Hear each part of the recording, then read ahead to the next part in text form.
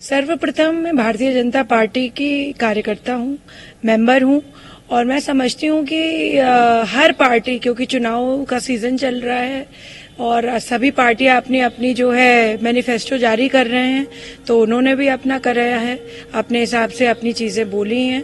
मगर जो मैं कहना चाहती हूँ सभी जनता से कि राष्ट्रीय पार्टी जो है भारतीय जनता पार्टी है और किसी भी तरीके की गठबंधन की सरकार अब नहीं बनेगी। लोगों को गुमराह ना करें अपने प्रत्येक मैनिफेस्टो पार्टी जारी करके। और जिस तरह से जो है आदरणीय प्रधानमंत्री जी का जो वर्चस्व बढ़ा है, चाहे वो जो है जितने भी वादे हमने पुराने मैनिफेस्टो में किए हैं उतने वादे हमने जो पूरे किए हैं, शायद ही ऐसा जो है देश में हुआ है कि कोई पार्टी इतने साल तक राज करे और जो है उसने एक भी वादा पूरा किया हो। तो मैं समझती हूँ जनता में लहर है और आदरणीय प्रधानमंत्री जी जनमानस के हृदय में है और इस हृदय से उनको निकाल पाना मुझे नहीं लगता कि ये संभव है किसी भी पार्टी के लिए। खास तौर में जो पार्टी एक समय पे राष्ट्रीय थी वो क्षेत्र तक सीमित रह गई हैं, तो उनके लिए तो बिल्कुल पॉसिबल नहीं है। जी, ये पार्टी देखिए उनकी पार्टी है, वो कुछ भी कह सकते हैं अपनी पार्टी के लिए।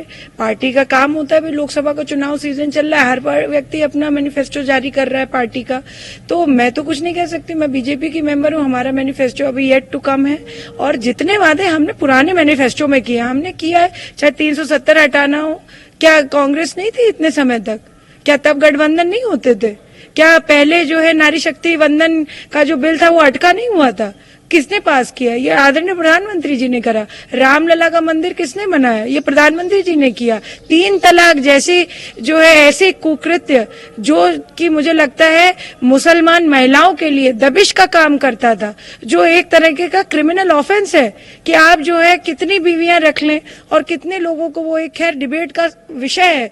और कश्मीर जो हमारे भारत का मुकुट माना गया है, वहां भारतीय व्यक्ति जमीन नहीं खरीद सकता था, वहां पे व्यक्ति अपनी जो है स्वेच्छा से प्रॉपर्टी नहीं बना सकता था क्योंकि उस पे जो है आर्टिकल 370 लागू कर रखा था। तो मैं समझती हूँ कि देखिए इस तरीके के जो ऐतिहासिक फैसले प्रधानमंत्री जी ने लिए और पूरे विश्व पटल पर भारत की जो छवि अच्छी करी है, इसमें कोई संशय है ही नहीं कि तिबारा प्रधानमंत्री जी बनने वाले हैं। मैं तो इतनी बात कहूंगी कि जितनी जो इस सरकार ने कर दिया है महिला सशक्तिकरण के लिए और महिला सुरक्षा के लिए, दोनों बातों के लिए इतना कभी भी पिछली सरकारों ने किया ही नहीं है। चाहे महिलाओं को आरक्षण देने की बात हो, चाहे कन्याओं के लिए जो सुमंगला योजना से लेकर के लखपति दीदी योजना से लेकर के उज्ज्वला कनेक्शन से लेकर के जो एक तरह से कितनी आप केंद्र शासित और प्रदेश शासित जो स्कीमें हैं आप उठा लीजिए, कितना ज्यादा जो है मुझे लगता है महिलाओं के लिए किया गया है। शायद ही कोई ऐसी सरकार होगी जिसने इतना महिलाओं के लिए काम किया हो। और सबसे बड़ी बात है, बार बार पार्टी के विपक्ष को मैं कहूंगी, विपक्ष घेरता रहता है भारतीय जनता पार्टी को कि सिर्फ जो है एक सेक्ट और एक जो है धर्म के लिए यह पार्टी काम करती है। अगर